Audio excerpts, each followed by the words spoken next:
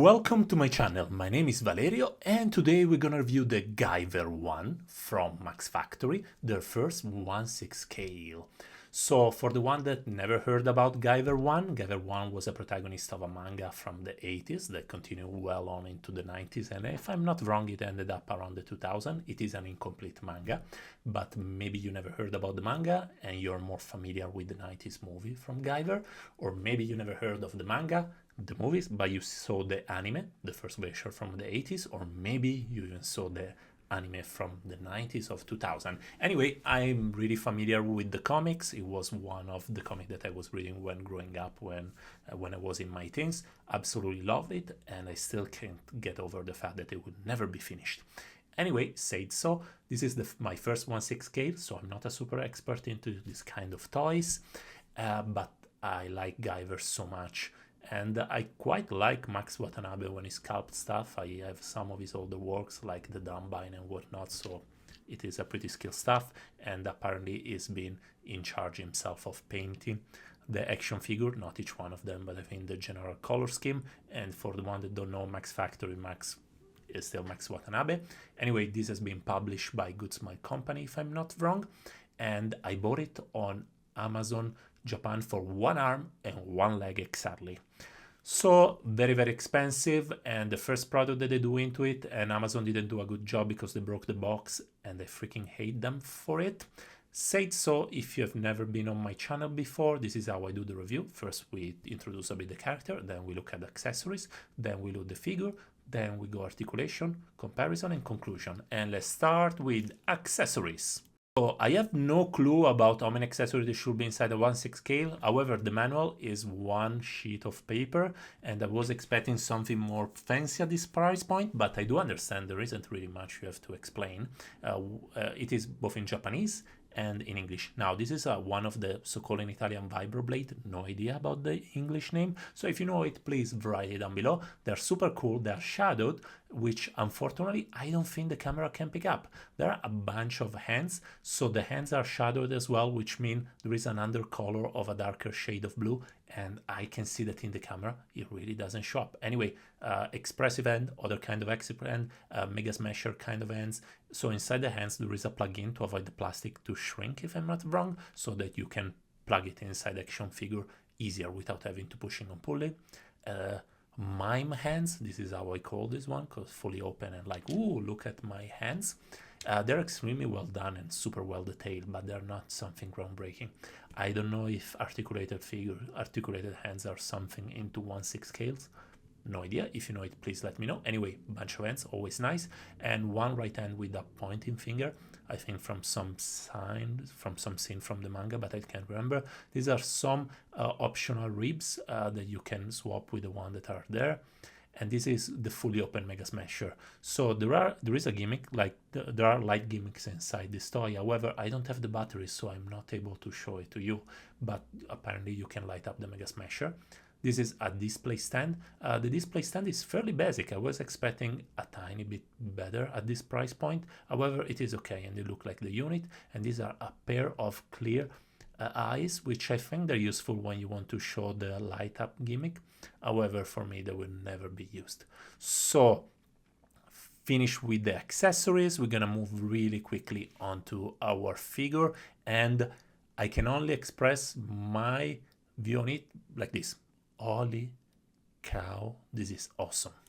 So I don't know how the colors show up from the video. However, this is around 30 centimeters tall. Depends. I think it can be 35 with the thing on the head, which the horn on the head, let's call it like this, maybe 30, 35. Anyway, it is awesome. The color really doesn't show up on camera. I will try to edit the color until it shows. Anyway, it is a light blue and it is shadowed.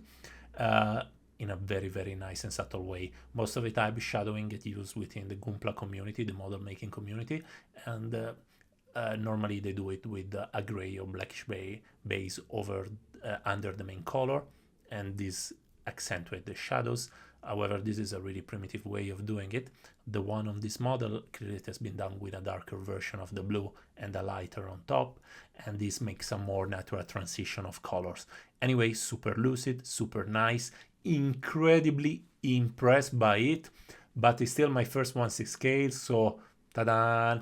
But I saw my fair share of hot toys, so I can tell you this is a super, like, if you're just gonna look it for 1 second, you're gonna be very, very impressed. I have a friend that told me he was expecting just a scale-up version of the Figma. It is not. I thought the Figma is really good. This is, the color mix, it is quite amazing. And now we're gonna look very quickly at articulation, guys. So not an expert in it, and I do think I forgot some parts. Anyway, on the color, the reflective eyes are pretty cool. The control emblem looks like it is metal. I think it is metal. The neck moves and the pipes move with it. I think they're a bit rubberish. They are still colored, which I appreciate. It doesn't have much in terms of articulation of the neck. There is a ball peg at the base and one on the top. However, the figure doesn't break when you move it, which I quite appreciate. I was expecting something even more advanced, but I can't complain about it. There is a shoulder pad over a ball peg. The arms goes over the shoulder lines. There is a biceps swivel. Still is okay. The paint is very, very well done and is fairly resistant. I know because I also dropped it. So anyway, it can move in a pretty natural way.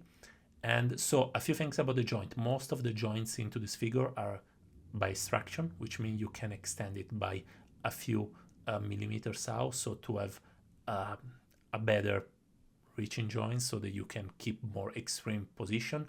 So you see, this is the normal one, but if we pull off a bit and we actually make the bicep in the right position, it can almost fully close.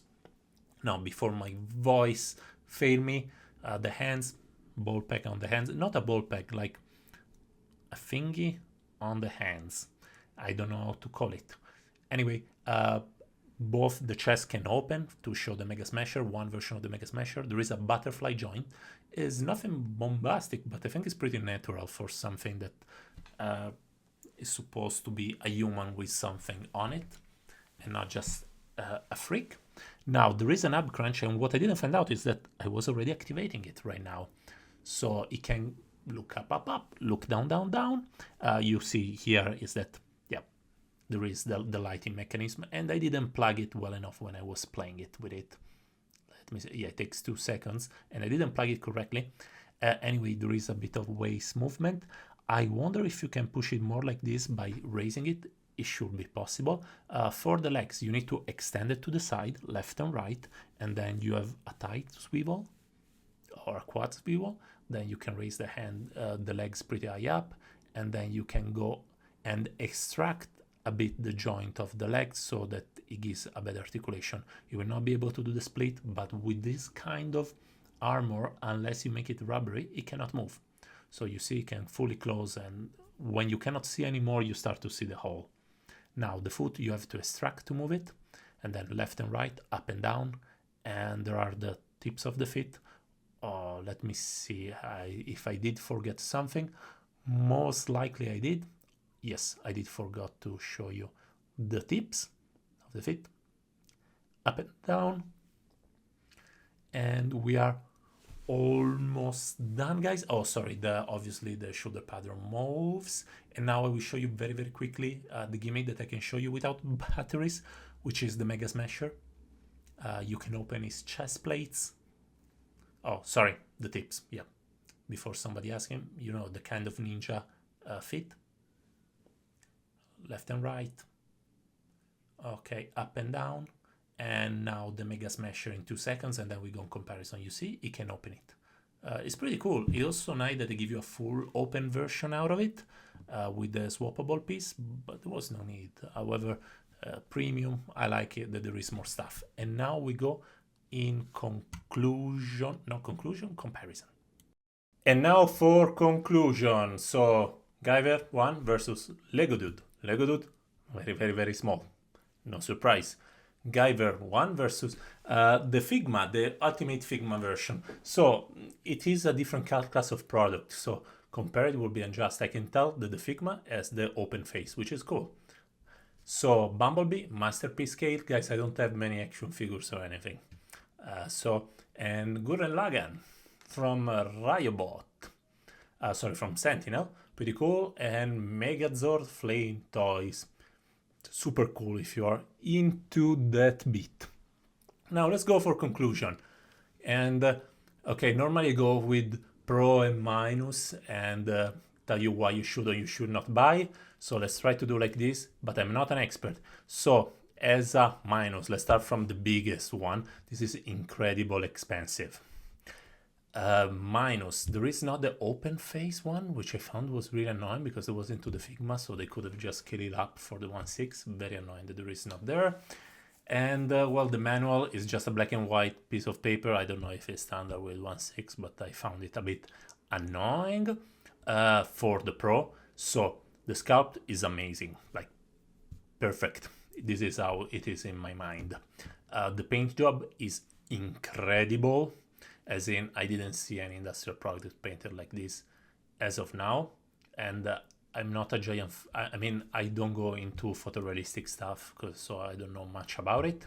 Articulation is pretty good, but I'm not an expert about it, so you could tell me this is pretty bad for being an action figure, or this is really good. Still, this is the first product of a company.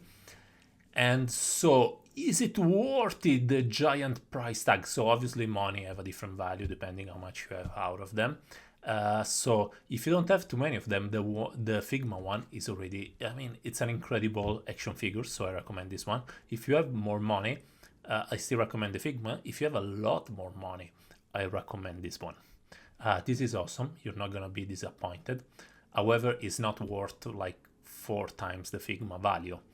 It should be at least $100 less. Anyway, it is still awesome and I loved it. So guys, if you like the review, please like and subscribe and have a wonderful weekend.